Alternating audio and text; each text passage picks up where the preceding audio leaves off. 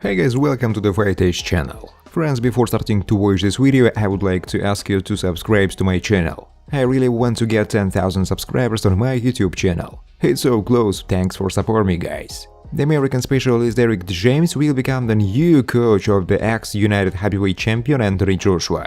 The information has not been officially confirmed, and the mentor himself is also in no hurry to confirm insider guesses. Nevertheless, James spoke about working with a heavyweight. It turned out that he was in great shape. This guy is not going to stop.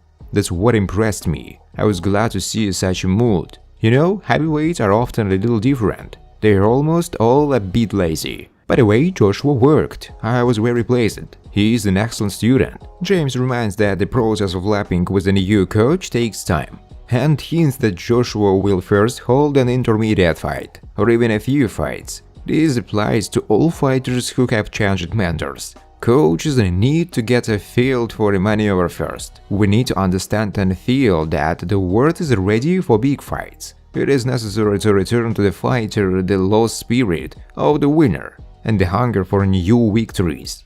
This is the most important part of the job, the coach said. The newly appointed member of the International Boxing Hall of Fame, Briton Carl Froch, criticized fellow heavyweight Anthony Joshua. Froch seems to be very disappointed. To be honest, I never really believed that Joshua's fight with Tyson Fury would take place. I immediately thought that Anthony Joshua would not agree to accept Tyson's offer, given that he has 3 defeats in the last 5 fights, and I don't see any chances for him. To be honest, I don't see anyone who could beat Fury at all, and Joshua is not in the mood to go out for such a fight right now, and I think he knows that himself. For this reason, he is not eager to enter the ring against him, unless they offer some failed fee. Froch is unhappy not only with the failed fight with Fury. He is infuriated by talk that Joshua is planning to have a rematch with compatriot Dillian Whyte in the second half of the year. I understand everything, he wants to restart his career, reboot. But what does Whyte have to do with it? This is definitely not the fight that interests me. What's the point of it? I've seen it before. No, I'm not interested in it at all, Froch said.